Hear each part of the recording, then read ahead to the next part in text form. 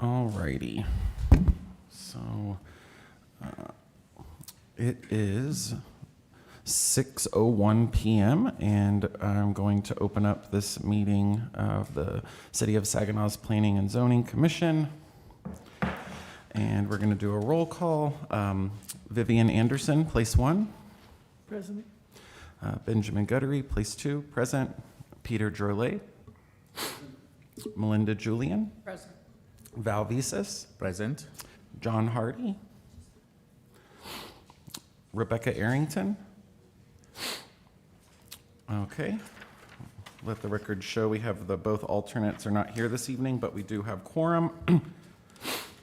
Now I am going to open up audience participation 1B at 6:02 p.m. We have the microphone up here. Anyone that's in the audience that would like to speak on an agenda item and is not listed as a representative for that item, please proceed to fill out one of these forms and hand it to the city staff over there to speak on that item. And we will call you up at that time. Yeah. And then looks like now I'm going to do 1C, approval of minutes. Susie, so there's no one signed up for public comment Oh. today? We have For two. public comment or for public hearing? Public hearing. Yeah. Thank you. Alrighty. So the minutes are from the meeting that was held on December 9th, 2025. I know last time we had a couple of notes. Did anyone see anything from this last meeting that needs to be mentioned or changed?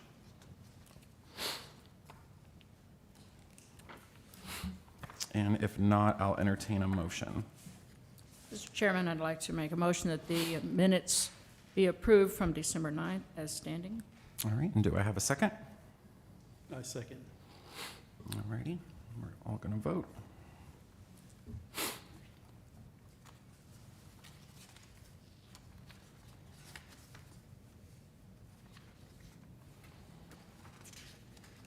All right, and the motion passes unanimously.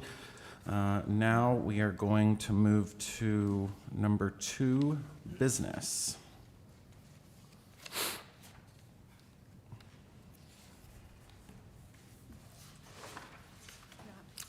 There's no business this evening. All right, now we're going to go to number 3, public hearing. 3A, consideration and action regarding a textual amendment to the zoning ordinance to Appendix A zoning, Article 8.6, Section D, relating to carports.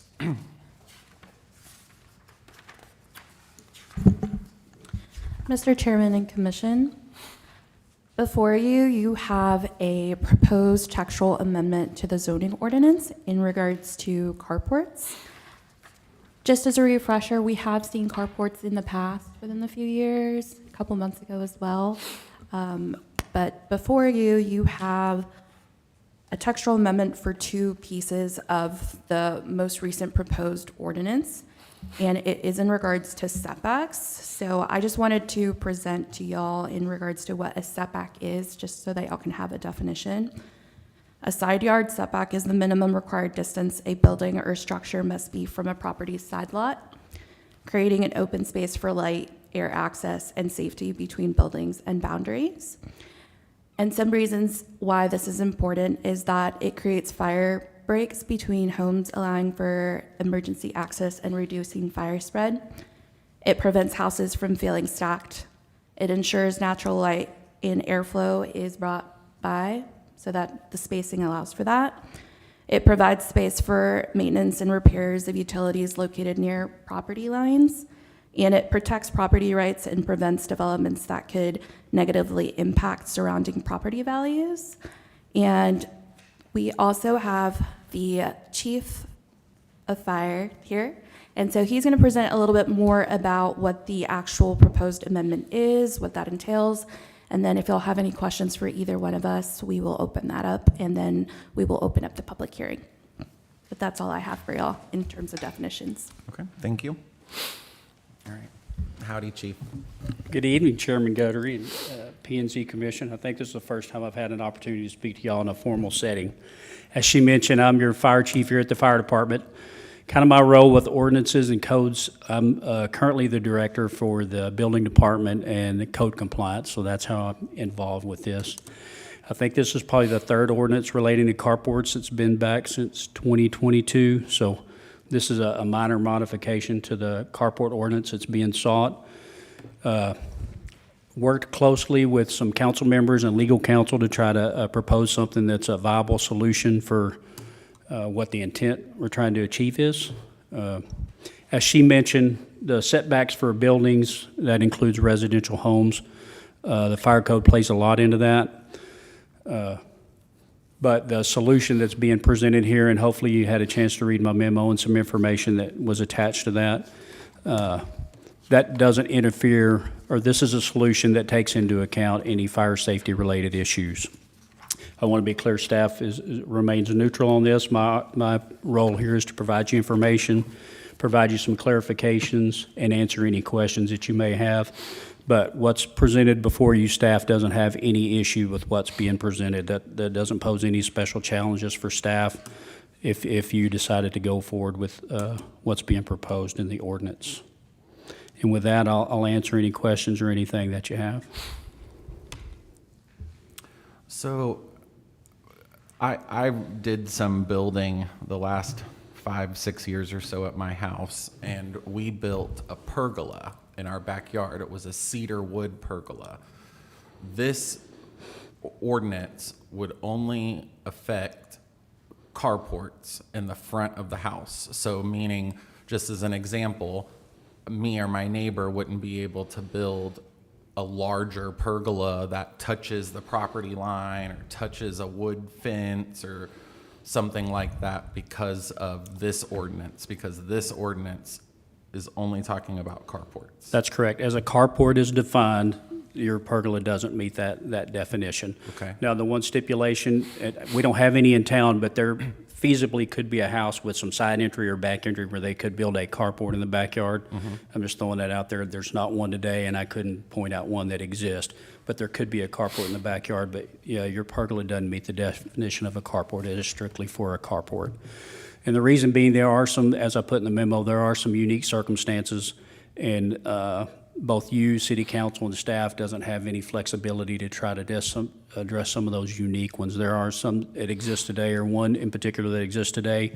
There's some unique shaped lots in town where it may be feasible to have a bigger carport or encroach into the side yard. The safeguard of that is an SUP. There's a process to do that. The cost would go back to the regular $750 cost, so there's a hurdle there. Somebody would really want to have to do that. And in applying for an SUP, all staff gets to weigh in. If there was one that caused a fire safety concern in particular, the fire chief would certainly speak to that, and it's highly unlikely that would get approved if it was causing a safety concern. So there's some safeguards in there to consider if somebody approached that and wanted to go into the side yard approach or bigger than the 600 square feet. Could I ask, there's nothing that's going back to the current, I saw something mentioned in here about referencing old Saginaw, some of these of old Saginaw. None of this is going to be referencing to make them come up to standard or change standard for what they already have, correct? That's correct. There's nothing retroactive to make somebody go change something that currently exists today. If somebody had an old carport, they tore it down, wanted to remodel or do something to it, they would have to bring it up to the current standard. But for instance, if somebody had a carport that was over 600 square feet, they wanted to tear that down and rebuild it for whatever reason, a storm, today they couldn't do that. They couldn't build it beyond that 600 square feet, even though they might have had one before. What's being proposed here today gives an avenue for consideration for that. And I've learned this recently, but evidently Old Saginaw references kind of the neighborhood around here. Yeah. Yeah. Some of the original areas, and most of those had like maybe a single driveway with a one-car garage, and that's where the carport overlay district originally came from, to give people an opportunity to have extra coverage for their car, because they're smaller lots. They didn't have a dual-car driveway or even a dual-car garage. But that is a good point. If we have a storm, God forbid, and you're out of you're over the 600 feet, 600 square feet, or some other issue, you can't put it back. You won't be going back to what you had unless you have an SUP. Correct. Okay. Great. Okay. And so just to be clear, from fire chief's perspective, y'all are neutral on this, but as written now, there is no fire safety issues currently with this proposed. You said that correctly, yes, sir. Okay, just wanted to be clear. Okay. Alrighty. Mr. Chairman, I do just want to summarize, to go back on Mr. Drole's. So the only thing that is being proposed today is carports for B and D. So if a carport wanted to exceed the 600 feet, or if they wanted to, or weren't able to maintain that required side yard setback, that's what would instigate or initiate the specific use permit. So all other permits would not come before you for an SUP, because I know that was brought back before. So I just want to make sure that we understand that. This would only be for people that wanted to exceed more than 600 square foot in roofed area, and then people who wanted to have a more minimal side yard than what is currently required. Correct. So if this, so just to somewhat translate, so if this ordinance is passed tonight, everybody in the city, unless they live in an HOA, that doesn't allow it, but everybody else in the city would be allowed to build a carport with no city input, building input, fire input, unless it's above 600 square feet or needs to go into the side yard or something like that. So any carport still has to go through permitting and Okay. obtain all regulations and requirements. The regular permits. However, if they wanted to apply to not meet those requirements in regards to the 600 square foot and the setbacks, then they're eligible to apply for a specific use permit. Okay. That specific use permit would come before y'all. Y'all would Before decide. the BOA. It'd go before the BOA. Oh, I'm sorry. It would go to the BOA. Okay. So it wouldn't be a regular SUP. It would, yeah, so it would go in front of the BOA for them to vote on, and at that point, so as a reminder, your BOA is much more of a quasi-judiciary finding of board. So at that point, staff would be able, or your fire chief, or surveys or whatever, people would be able to come forward and say, hey, this causes safety concerns. Okay. For SUPs to be approved in the city, they have certain elements they have to hit, and if there's safety concerns that are coming up, like fire spreading between properties, or the inability of emergency workers to be able to access a property because of a structure, that SUP is going to get denied. So that's, I believe, what the fire chief is referencing when he talks about these safeguards. It's not that staff would be preventing the SUP from going in front of the BOA. It's that the staff could then go to the BOA meeting and say, hey, these are our safety concerns with this. And the BOA would be evaluating it from there. And again, this is just, all of you guys passed a carport ordinance Right. last year. All this changes is if someone has a carport or wants to build a carport that is greater than 600 square feet, or if they want it to encroach into their side yard. So you currently, in Saginaw, you have setbacks for behind and on the sides of your houses, right? Correct. This allows them to disregard, with an SUP, with approval from the BOA, and any other surveys or drainage plans or whatever else might be required, allows the carport to be closer to a side fence or a side property line than it would without the SUP. That's all, it's the size of the carport, and it's how close to the side property lines that carport can reach. If I may ask a question. So how much bigger are we talking about carports? Are we talking about trying to put 3 cars underneath now? I mean, where is this going to stop? Well, I guess that's open, and that's what would be up to approval in the SUP by the BOA and ultimately the city council, I think it goes to both of those deciding entities. Do you know But- what's precipitating this request for change? I think to solve some issues and potential issues to come in the future, my understanding. Okay, thank you, Chief. And thank you, Chief. If you wouldn't mind hanging around. Sure. Because we might have a couple more just like clearance questions. My thing is like, you know, I've been on this commission in one form or another for several years now. And I generally don't like government telling me what to do on my property. That being said, I listen to the experts. And so I just want to be clear on some of the safety stuff because I've heard a couple of times now, not differing statements, but I just want us to understand what we're doing here, like because I don't want that accident to happen, you know, or like that kind of thing. So I mean, if you're telling me that your crews can get into the side yard to the neighbor's house that's on fire or something, you know, then I listen to you, you know. But Each one of those, this gives us an opportunity for each one of those to be on a case-by-case still going to basis. be looked at. Yeah. Yeah. And who is the BOA attorney? How many people is that? Is that a public council? Is that or, Sorry, let me mic up. Your BOA is appointed. It's just like you. Okay. They're a board that's appointed. They don't meet very often in Saginaw. That's only gonna if be there's a changing. reason to meet? Right, that is going to be changing a little bit. I think they're going to be meeting more often, but they met like one time last year. They Okay. met 6 times the year before. They are not brought together very often, but they are, just like y'all, they're appointed and nominated and Okay. they run. And even for my own clarification, the Board of Adjustments normally handles variances, but they are the organization that does SUPs as well. Okay. All righty.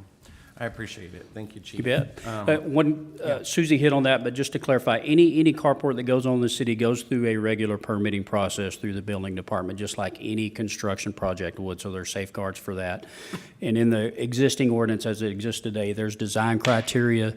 There's several components that have to be met in order to build a carport. So there are some things that they have to do, but it goes through a regular permitting process. We're basically just, and some of this might be for our building staff or city staff, but if we pass this tonight, we're basically just saying that according to these guidelines, this can actually be done now because right now it cannot be done. And then we're reducing the amount of permitting fees because a SUP would normally be $750 and they just have to go through the regular permitting, which is less. Like, Not I'm correct. just trying to fully understand. I don't. Okay. So 'Cause right we- now, yeah. it's not, right now, there is not a possible way in Saginaw to build a carport in excess of 600 square feet. Okay. And it be a conforming structure. Okay. There are some that exist, either because they weren't caught properly or because they pre-exist the ordinance and they are a legally non-conforming structure. But currently, right, so a lawfully non-conforming structure, we touched on this a little earlier, if something happens to that structure, normally the cutoff is 70%, might be 60%. If that structure burns down or is torn down in a storm or something, and the majority of that structure is damaged, that structure cannot be repaired because it's a non-conforming structure, right? The code sees that as building a new structure that's non-conforming. So there is not a legal way currently, unless it pre-exists the ordinance, to build a carport that encroaches into your side yard or into the side setback or is in excess of 600 square feet. And This could- ordinance makes it expensive because they have to go through that permitting fee or Okay. that SUP application fee. But it makes it possible for someone who pays that permitting fee and is able to satisfy the BOA that they need that SUP to then have that carport. And it's not automatic, it's a consideration. They have to Right. come forward and ask to do that with all the facts, and then a decision is made whether it's approved or not. And as she mentioned, the Yeah. permitting fee still applies, but the SUP is an additional fee, and it's $750. So that's paid regardless if it's approved or not. They're spending that money to go through that process. Additionally, So- also states, the way the amended ordinance states that they could be made to get a drainage survey, obtain a drainage survey, or obtain a survey of the property if there are certain concerns. So Yeah. that, if you've ever bought a house, you know how expensive a survey is. Oh, yeah, no, I know. Yeah. So encroaching in the side yard setback with any kind of building structure has the potential to create some drainage issues. Saginaw's flat, so we have drainage issues everywhere. So that was put in there as a safeguard, the building official being the expert to decide whether we need to address that. If it's a known issue, it's got to be addressed. If it has a potential to create a drainage issue, we're going to address it. If it's clear that it doesn't, there's not any extra expense or effort they have to do. And also, if the property line is not clearly known to certainty, is how I worded that in that, then they're responsible for getting a property survey to make sure where that is in reference to the property line. So I'm a scale person. I work in jewelry. So 5-carat diamond, that's a dime. A 10-carat diamond, that's a penny. A 20-carat diamond, that's a nickel on your wife's finger. What is a 600 square foot carport? Is that a 2-car garage? Is that a 3-car car? Like, I don't understand what. It's typically the width of a 2-car driveway. Okay. Would that be accurate? Okay. Approximately. Got it. Yeah. Commissioner, I'm so sorry. I have been misspeaking. Variances go to the BOA, SUPs come to PNC. It would See, be- that's Okay. what I that's apologize. the way I was sitting here understood and I it. was so confident, and then I was like, as I kept saying it, I was like, my rhythm's wrong, that doesn't feel right. I apologize for any confusion from that. Variances. for sure. So yeah, the variances BOA is BOA. out of this. It comes I to beg your pardon. you. It would come to. Got it. I had never even heard of Board of Adjustments until just a minute ago, Yeah. so that's why I was like, who is on that? Like, I'm so sorry yeah. about that, everyone. Thank They, you for your they patience. deal more with variances for hardships and stuff like that. Okay. Coming to you for an SUP is not a hardship, that's a different thing. If they can't meet the intent of the code or something, that's a variance that goes to the BOA. So SUPs do come to this entity for decision-making. Yes, so to summarize that, we would receive the application through the building division and department. They would transfer them to us to apply for the SUP.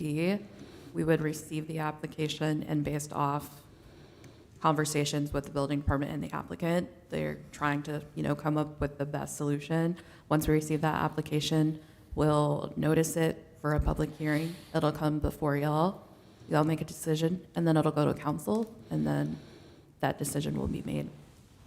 So if it's still gonna go through all these things, I just don't like. I mean, why are we printing all this paper and doing all these? Like, you know what I mean? Like, what is the point of this?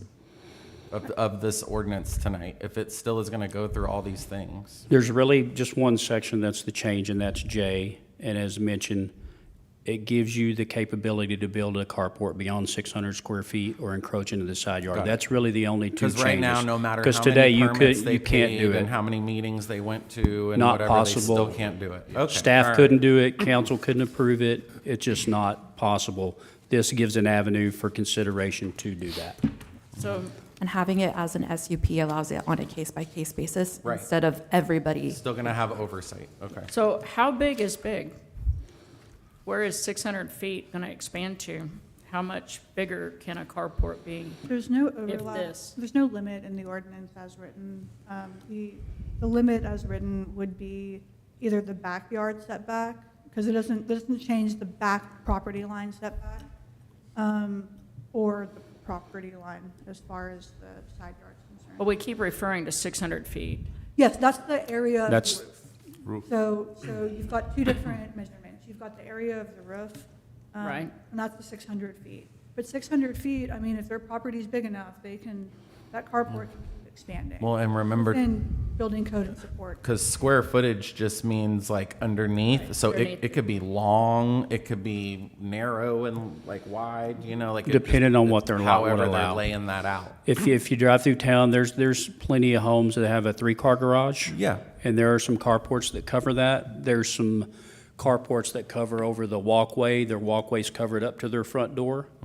And the carport extends to cover that too, so that typically what you see exceeding your 600 square feet.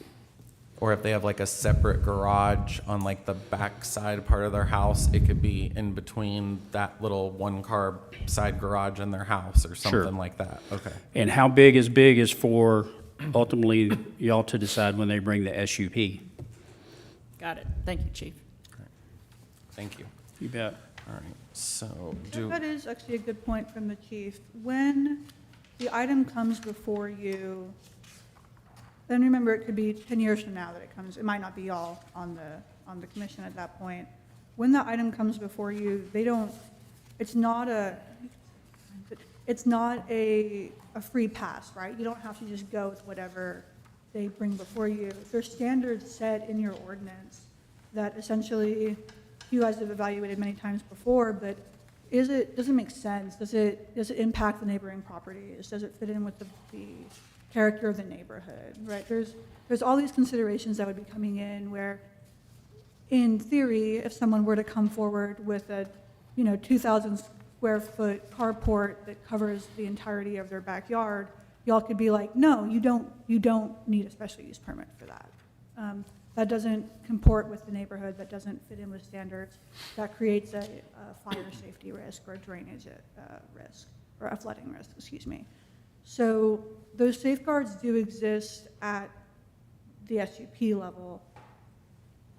However, you are a recommendation board.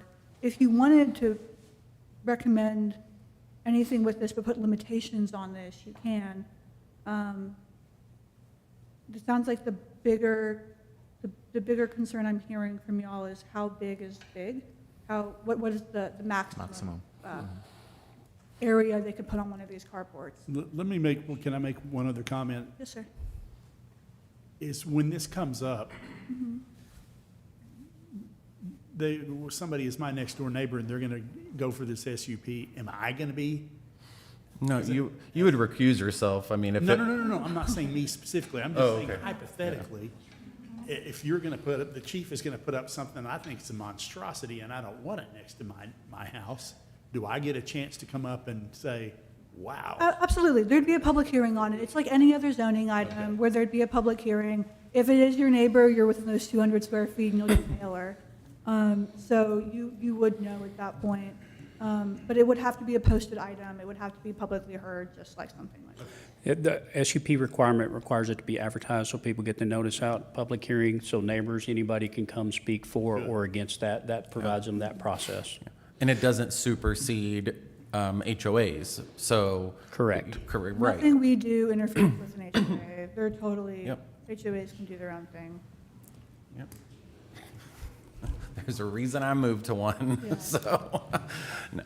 But just like you were mentioning earlier, there might, like, over COVID, we had a couple metal roof sheds pop up that were in the backyard, didn't see them.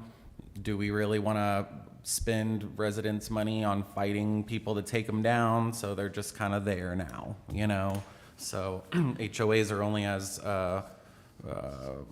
what's the word? They only work if there is a board and a management company that pays attention and cares. So, yeah.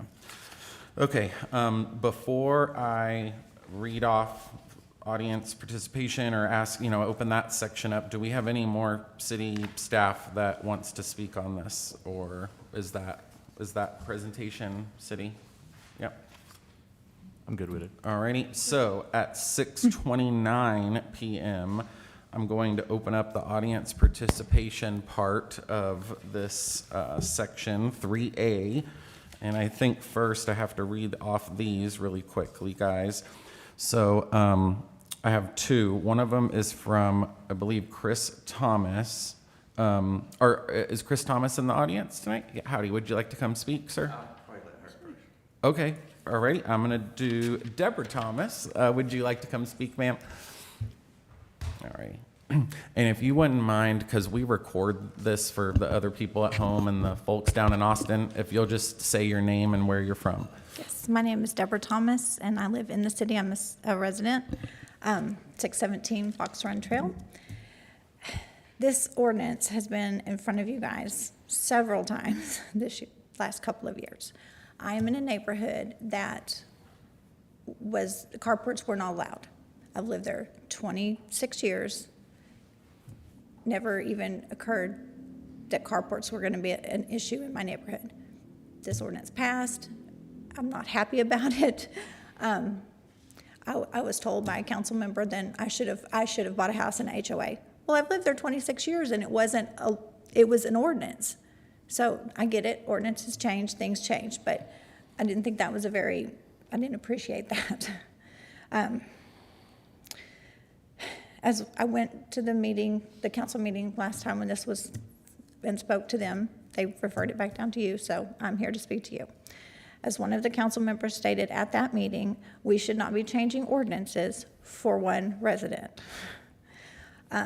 There was a case, a resident had a carport over the 600 square feet and all the way up to the property line. That's how it was when he purchased his house. I understand that. From my understanding, he contacted the building department and was told, if you take that down, you will not be able to rebuild it the same way. You will have to meet the ordinance. And he took it down anyway. And now we're trying to come back and change the ordinance and change the ordinance and change the ordinance. He asked for a variance to the BOA. He was denied. So now we're bringing it back to the council, back to the P&Z, so he can get what he wants, because he wants what he wants. And it's not a good ordinance for the whole city. This is not what we want for the city. The ordinance that's in place right now is good. It's fine. It's yes, it allows it in the newer neighborhoods. That's when that, they made the carport overlay district when they started really picking up building in the late 80s, mid 80s, I guess, around this area.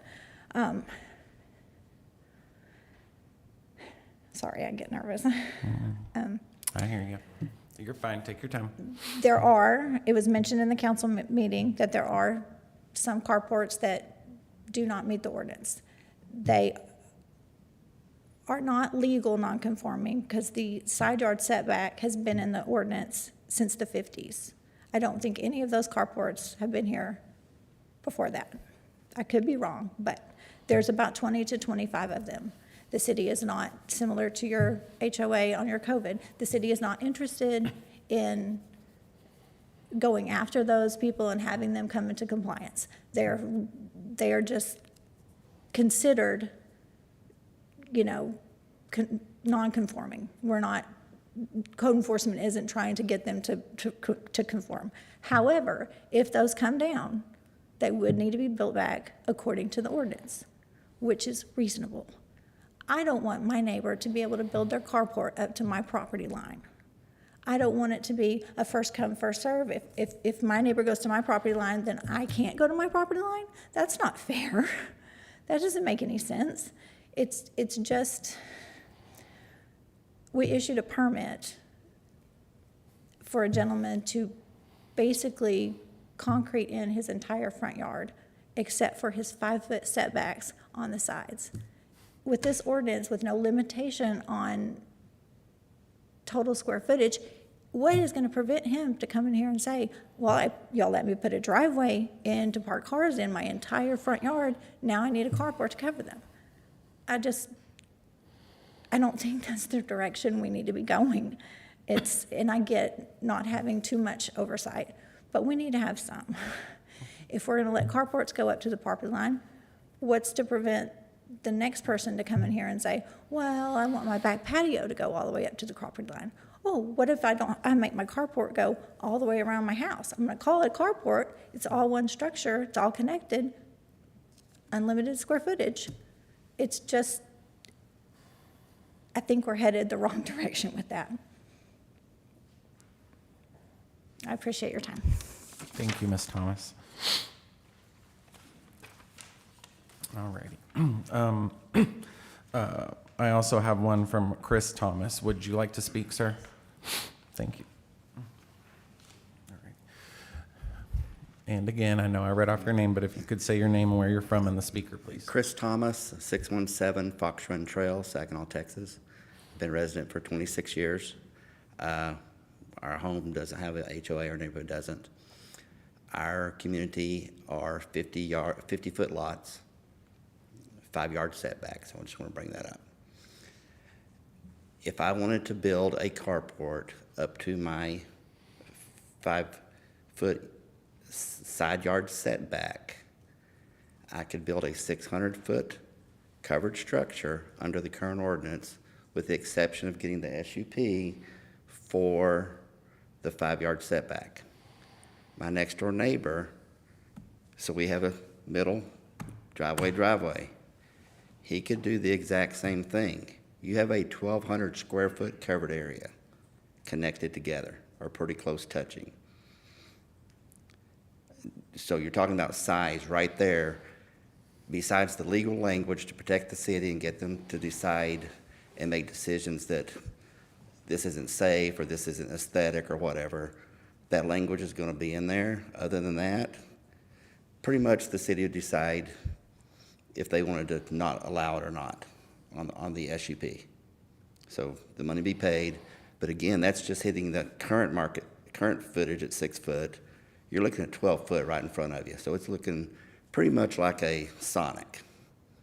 If you keep going down the street and they keep doing it, more and more houses, you could have 12-foot structures or 1,200-foot covered structures in the front of these houses,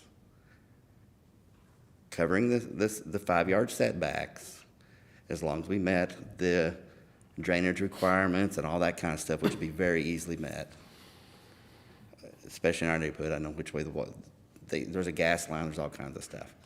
On top of that, like my wife said, if you did it for your whole yard, concreted your whole yard, even without the 5-foot setback, I'm looking at 800 square feet in front of my yard that I could sit there and cover with a cement pad. And anybody could do this. There wouldn't be any drainage issues because you already have it from your house covering. It's not the drainage areas on the side. The only problem would probably be the fire access to the backyard at that point if you had so many of them. It's just a very bad precedent that would be set after all of this has been said and done to allow these larger carports. I don't think there's a need for it. People are going to start working on I'm not sure what they're going to do. I can't speak to that. It's not a fact. I can just look at the square footage and say, because I've actually talked to my neighbor, and we would probably go ahead and spend the money just to see if we could do it and see how it looks. Back of this corner, this lot right here, this building, there's a three parking structure. Take a look at it when y'all leave. Picture 2 sections. That's what a neighborhood's going to look like. You're going to have a roof with open walls to park under. And that could be anywhere in the neighborhood, all over town. And back to what my wife said, how would you approve one of them and then not be able to approve the other one? Again, you have the legal language that you're going to put into this ordinance to protect you, but there's no fairness to it. It wouldn't be an aesthetic thing at that point. You granted one and not the other. What if someone has an issue with somebody in the town and they have pool in the town? You know, a big business owner doesn't want their neighbor to have something or something like that and just wants to cause a problem. Well, and I know in our my neighborhood, there are several families that have 2 or 3 houses right next to each other. They moved down, mom and dad from New York, and they got the kids just graduated from college next door. So that's another, I guess, instance where it would be feasible that several properties could work in concert if they wanted to. Or, like you and your neighbor said, just to try it. One of my coworkers, her and her mother live next to each other, and they've pretty much made gates and doors in their back fence to get to each other's backyard and stuff. So it's not necessarily a carport, but it's the same thing. They have access back and forth. And again, you can have 1,200 square foot real quick, and it's going to meet the requirement at 600. Yeah. That's all I had. Thank you, Mr. Thomas. We're open and yes, Ms. Thomas, yeah, please. I'm sorry, I just. No, you're fine. You asked about the square footage. Yeah. I did pull up some permits that we've issued. 3 or 4 of them that I've just randomly pulled up. The 2-car garage was around the 400 square foot mark. Okay, So 600 square foot is gonna be, you know, a 3-car yeah. Or a 2-car with like a covered overhang parking or to- something yes, around yes, all 4 covered corners. walkway. So, I mean, I'm not sure why we need more than 3 cars in a carport and 2 in your garage. Okay, yes, ma'am. All right, we are open for public hearing, so if anybody else in the audience wants to come speak on this, please feel free to. And I guess to the city or the city attorney, I think it might be helpful for us. I know that if an SUP came in front of us, we would have renderings of that specific SUP. But whenever we're kind of considering things like this, I think it might be helpful in the future for us to have some kind of visual scale, just because I don't know if it's the way that I learn or the way that I see things, but I was having a hard time picturing what this is, you know, and I don't know if it's I don't know if you just have up maybe like a past permit that was done where, hey, this is 600 square feet, or this one was 480 on the lot, so that way we just understand kind of what we're talking about. The only reason why I even know some of the lingo that's being said here tonight is because I built a pool with a big deck and a pergola and I had the city at my house every week, you know, and we had to make sure we were this from this, and we live backed up. There's a court behind us, so we have like 5 neighbors that touch our backyard. And we had to, you know, French drainage, got to put rocks over here, got to, you know, move the sprinklers, all this kind of stuff to stay away from everybody else's property line. I know that's in the backyard, so I know that's different than this, but just, yeah, that's why I know a little bit about this. Okay, Sure. so we're, audience, yeah. All right. So I guess if nobody wants to come up at this time, for this moment, I'm gonna close the audience participation at 6:43 p.m. And then I'm going to open up 3A for the panel to discuss. So, yeah, please, anybody. Yeah. I would like to say, I understand how you're saying that. There could be a domino effect, but Mr. somehow we Chairman, do. Mr. Chairman, Mr. Jolie, can you please speak into your mic? Oh, sorry. I understand how you're saying that, you know, there could be a domino effect, but I think we as a city need some sort of opportunity to have some sort of variance, because everything is not cookie cutter. And in the event that you had to take a structure down, how you can go back with something that's going to be workable for your home and your area, your square footage that you have available. I agree. I guess the city doesn't care if in certain areas that everybody on the whole street has has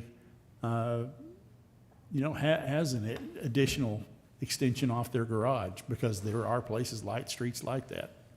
But I think it is I think we should have something that says that we could have some sort of variance and workaround if somebody should need something like that. For sure. Mr. Chairman, just want to clarify, it wouldn't be considered a variance because a variance would require hardship. This is a specific use permit. Right, and I did want to Lingo. correct, I wanted to just correct one thing you said, Peter. So if somebody did need to replace what they had because of their lot or whatever they'd be replacing would be illegal already, because what we're talking about here is items that are not allowed, but we're going to kind of, I guess, grandfather them, and or in the future, if somebody wants to build bigger like this, they can. Because I think what was mentioned was there was one that, like, somebody bought a house that had a bigger carport, talked to the city. The city said, well, hey, that's actually not allowed. Don't take this down, otherwise you won't be able to replace it. And for whatever reason, I don't know if lightning hit it or wind or whatever, tried to get replaced, and the city said no. You know, that's what I understood, at But they least. have an opportunity to put something back. Something back, but Yes, not as big as something it back. was. May not be as big as it was, but Right. they maybe had to work within some sort of variance. And that's the way I see this, is Yeah. that we give them some opportunity to say something about, hey, I'm a little different here, and we work with this. But the original structure was non-conforming. Right. I So- understand that. And Yeah. I'm not going to go back to the original structure. Yeah, so, We keep going Moot back to point. one reference. I want to make sure the record's clear. Okay, For the one in particular, we keep mentioning, he didn't contact the city before he tore it down. He tore it down, was going back with a new one, and then it was noticed by the building official. okay, So he wasn't told, don't take it down, you can't build it Okay. back. That's not accurate.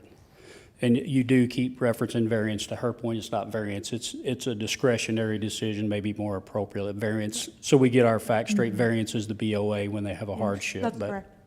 okay. Can I ask Variance why? requires a hardship. Yeah. and So that's when the judiciary board has to come in, right? Yeah. Because they have to show that there is a hardship, whether it's a weirdly shaped property or something that is requiring that additional size. And then it comes from the P and Z, it's not as strict, right? You still have elements you have to consider, but it's more discretionary when it comes to y'all. That's a recommendation. And if, let's say that we did pass this tonight, and then somebody comes to, I got one question for you, Chief. And then a resident wants to build something that kind of goes along with this. They file the permit, they go through the city, it comes to us as a SUP, we deny it or whatever, or we approve it. It still would go to council? Or does SUPs stop here? No, because you're a recommendation board. Right. Everything that you do is a recommendation to the council. Okay, It would not end with y'all, it would go up. Okay. If you recommend denial, it triggers a supermajority at the council, right? okay, So everything, you're always a pass-through council. okay, But you shape the proportion of votes that is needed at the council level. got it. And maybe we get legal counsel thing. I know for some things, if you denied a SUP and it goes to city council, I think that kicks in a higher majority that they would have to Supermajority. approve it, not your standard majority. So there's Right. other safeguards built into that process as well. It would trigger a supermajority at the council level. So right now, with the current equipment that you have and the current training that your staff has, let's just, as an example, because it was said, let's say Mr. Thomas and his neighbor decide to build 2 carports. And our building people, you know, everything, it passes, and it's, for lack of a better word, connected, even though it's not going to be physically connected, but it's, you know, 2 posts next to each other or whatever. Your staff with your equipment, if the tree that's at the fence line behind those 2 things gets hit by lightning, y'all can get back there, y'all can shoot water at it, y'all got a ladder, y'all, like, that's, my whole thing is safety. There's a couple things into that, right? We got to meet the definition of a carport. It's made to park your car under. So if you want it extended over your grass and they come to ask you for greater than 600 square feet, to me, if I'm making your decision, I'm saying no. It's to meet its intent is to park the car. Is it covering concrete there? Are you meeting the intent of the carport? So you already got to have concrete there. If that's encroaching in the easement, that's one issue, right? Yes, sir. If the electrical panel's on that side of the house, there's an easement there where they may not be able to pour concrete or put anything over the easement. That comes into play. There's other factors part of that. But Okay. as a general rule, the fire department requires 10-foot separation between most structures. Now, whether the fire code applies to residential, it does in some avenues and some it doesn't. The fire department wouldn't want any carports within 10 feet of each other. So theoretically, one could come and appeal to you and build it into the side yard. And when we say side yard, the minimum we have is 5. The side yard for a particular house could be 15 feet. They want to build a 700 square foot carport, and it only encroaches into the side yard for 7 feet. Or 2 more additional feet, and there's still plenty of side yard. That's that scenario too. So that's discretionary decision you have allows you to do that, right? But as a general rule, we're not. You're going to hear the fire chief up here saying, no, we don't want any carports touching each other or within 10 foot. Okay. Because like, I mean, in our neighborhood, I believe we live north, actually, the neighborhood right north of where Mr. and Ms. Thomas live, like, we have a gas line coming through, but some of the houses, there's like a driveway and their yard, and then there's a yard and their driveway. Correct. You know, and so there's like a bigger spot in between it. And then we only have one big gas line going through, and it's everybody's kind of backyards in this one street. So there are some areas where I could see, like, if we didn't have an HOA in ours, where people could build two next to each other, because there's other houses where it's yard, driveway, yard, where, you know, where it could be two carports next to each other. So what you're suggesting is... If that situation exists today without an SUP, they couldn't do it because the minimum side yard setback we have is 5 feet. That provides 10 feet. Okay. If they wanted to come and encroach into that, you're going to need to look at the lot size they have and make that decision. Why are they wanting to build an additional 5 feet carport into that lot, encroaching to that other driveway that's super close? To me, that's another decision or tool y'all use in your decision-making. Okay. All righty. I'm tracking. I appreciate you, Chief. I was going to say one other thing as far as, well, it'll come back to me. If it does, I'll come up here and Okay. As all good things do, Chief. So I guess I'm wondering too, especially if we're a recommendation board, well, it sounds like things like this are needed really only on special lots. You know, it's, if you're a planned development, if you're a neighborhood that's been built since, I don't know, 1985 or something like that in the city, you've had defined lot lines. Like, at a certain point, the city of Saginaw said, if you, D.R. Horton, Fox and Jacobs, you know, whatever, Meritage Homes, whoever it is, you want to build a neighborhood in the city of Saginaw, it has to meet these 120 foot long, 60 foot wide, whatever. There might be some on courts or whatever, but in general, places where this could be built really sounds like very narrow areas of the city, and mainly in older parts of the city. Well, I'm going to agree with you here. The thing is, we've got a good ordinance in. We've been talking about carports for, I don't know, how many meetings have we talked about carports? This is like my third, I We've think. got it. It's already there. It's good.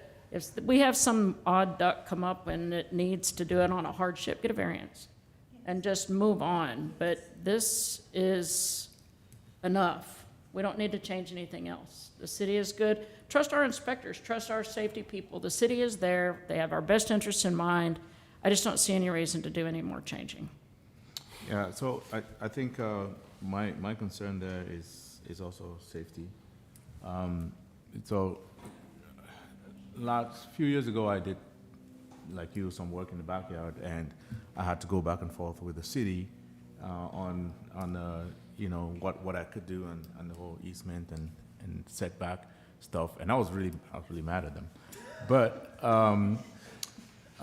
we got it done eventually, and last year we had utility come by, and they had to do some work, and just the space between the fence and that where we ended the work, and I was just watching from above and how they were like struggling with their equipment coming through just that little space, which is in compliance with the city regulation now. And when I saw this request to, you know, go beyond that setback, I was just thinking, like, what if those guys were, you know, fire department or something coming by to do that work, right? They just don't have the room, and you know, if the neighbor has that and I have that, so for me, it's just to Mel's point. I think we've given enough. I think it's good as it is, and if I just can't imagine this being safe enough if we have a string of or two neighbors who have this encroachment on the setback, and then we have it just doesn't sit right. And if I could just. In that sense. And so, Yeah. I haven't been here as long as you to understand that some of these things, I didn't realize we had an opportunity for a variance. I thought this was the opportunity for a variance. If it's a hardship. Okay, for a hardship. provide another point of clarification because Sure. I'm getting well versed in this.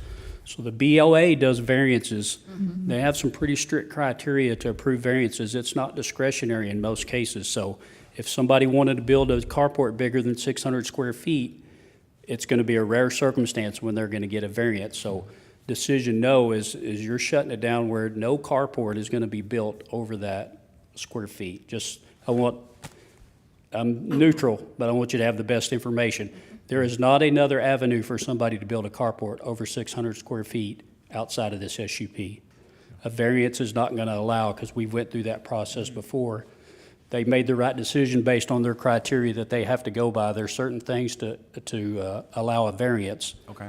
But building a replacement carport over 600 square feet, I can't think of a circumstance where they'd be able to do that. Okay. I agree with that. What point of a variance is, I mean, the classic example is when you have a triangle-shaped lot, or you have like, for some reason, the lot is cut off, or there's a floodplain that intersects the lot, so building can't happen. I can't imagine a hardship that would require you to expand the size of something. I've seen it very rarely when maybe a driveway gets expanded a little bit due to some sort of an ADA concern where a wheelchair needs to access it, but that's such a minute, specific fact pattern. I can't imagine any other hardship that would require a bigger carport. As far as the setback encroachments, maybe, but that has to do more with like, the lot is such a weird size. There's not a way for them to have a car. There's no possible way. Right, yeah, or a floodplain or a easement cuts through the property for some reason and it got missed when, the survey happened.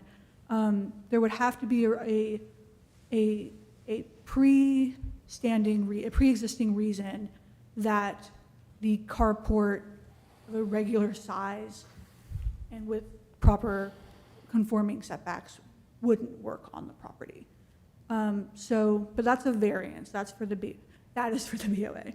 For y'all, this is not a hardship, it would not be a hardship evaluation. This would be are we okay with this happening variation, right? It's discretionary. They would have to convince you to do it. So the hardships would go to the BOA and they can still go to the BOA regardless of this, right? And it sounds like maybe they have gone to the BOA for a variance and been denied.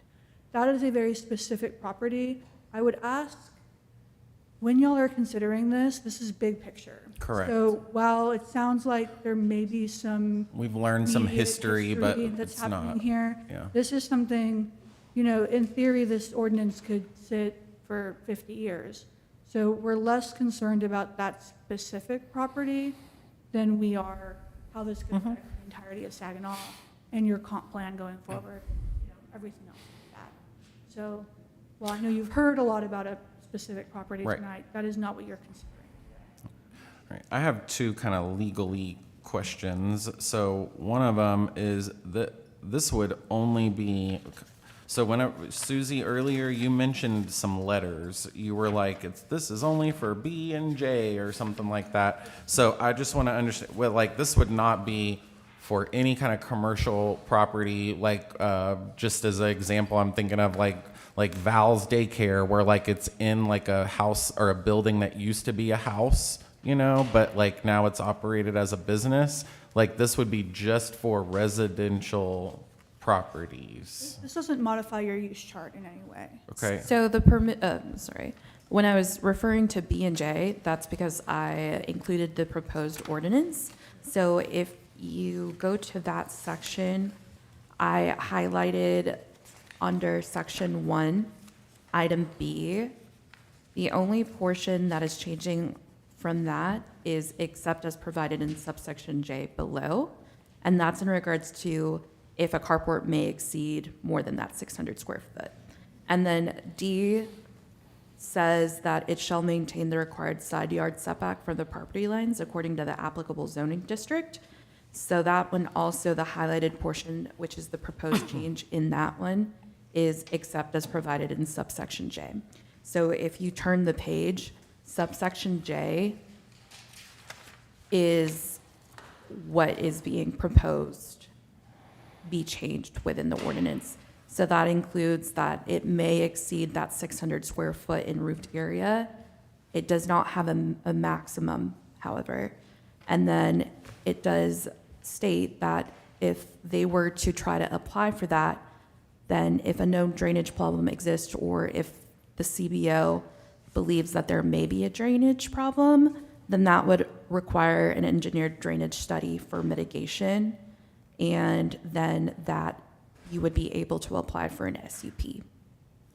Additionally, to answer your question, Chair, this does not modify if you're allowed to have a carport currently, this does not change who is allowed to have a carport. It Right, only changes okay. the size. But if a commercial property, is allowed to have a carport currently, this would allow that property through an SUP to potentially have a larger property or a reduced setback. Okay. It just depends, but the use chart itself is not changing as a result of. Gotcha. And But then I my think s- to answer that, Yeah. it is citywide within the below permissible zoning designations. It's not just residential. It's, Yeah. if a carport is currently allowed, then they would be able to apply for that SUP if they wanted to exceed it. So it could be Yeah. industrial, it could be city facility, it could be agriculture. Right, yeah, so it's your ag, all your entire residential, your community, your CF designation, and your heavy and light industrial designation. Okay. And then my second question is, we heard a couple of times tonight, like, let's say somebody did want this, they applied for it, it got approved, and they built it up to the property line or whatever. And I think fire chief and maybe building had said, well, we're not, like, we still require 10 feet in between two structures. Well, what if that second property owner that's next door wants to apply? Would this like open up the city to like legal, like, challenges or something, What would happen is they would come in front It's of. like whoever comes first gets Yeah, it. You're correct, it would be first come, first served on that, because if they build to the property line, right, the concern is fire moving from one property. to Yes. I assume is what the concern is, popping from wooden roof or whatever, structure to structure. So, yes, it would be, if property A built up to that line, they are pushing the setback into their neighbor's property. So they, even if the city in its code only requires 5 feet or whatever, in effect, they are pushing a setback into that property for where a structure can be built. Which is policy-wise, that's why setbacks exist in the first place, is to Yeah. prevent that from occurring. Okay.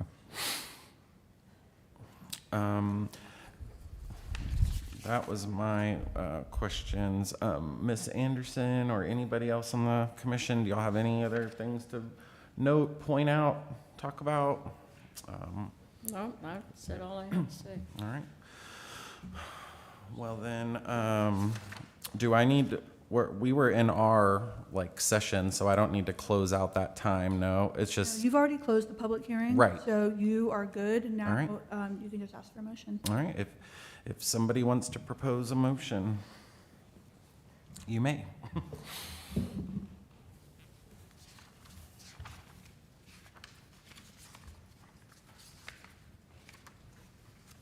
We do need a motion, though. Mr. Chairman, I propose that we deny this at this time, but All right, is there a second? second that. Okay.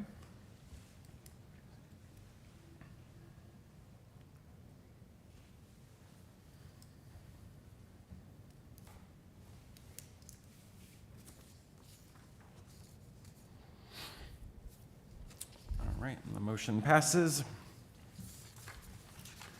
All right, now we're going to go to section 4, staff report, project updates. Give me 1 second, Ben. I don't have it on the screen. What was the count on that? It was 4-1. 4-1. Thank you. All right, Mr. Chairman, so we don't have a lot of different updates from our December meeting, I believe because of the holidays, but I don't know if your mic's on. Yeah. I can't hear you. Hello? Sorry.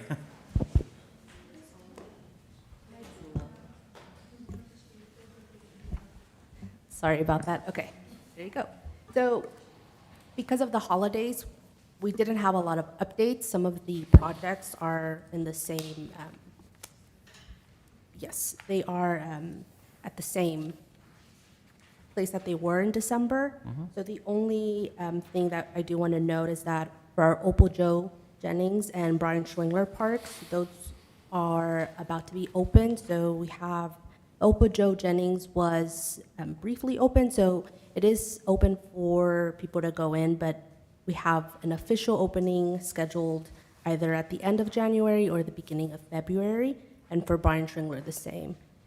And then we also have our sidewalks project that was completed, and for Wayside Middle School, they were allowed to go into the building, so now they're gonna start phase 2 of that. God. Yes, Wayside Middle School. It's like 5 years late, but it's done. I saw a bunch of plants up at the old senior log cabin in the parking lot. There's like 250, 300 potted plants in the parking lot there. Is that a city thing, or is that for the split rail Jake's Burgers? 287. In that percent, yes. Yeah. Okay, so they're city plants. No, Oh. TxDOT is redoing the, Okay. along the roadway. Cool. Some of that work that they did, they're redoing, that's what those plants. Where the trees are and the river rocks are along the road. Okay, cool. All right. Yeah, all right. Sounds good. Well, thank you, staff, for the update. 5, executive session. Are we going into executive session this evening? Nope. All righty. Well, then it is section 6. It is 7:07. Do I have a motion to end the meeting? Mr. Chairman, I move that we close this meeting. Is there a second? Second. I second. All righty.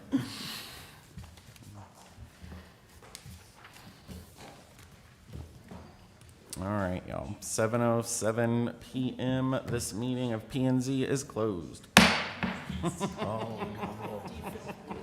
I know. I got my gavel back.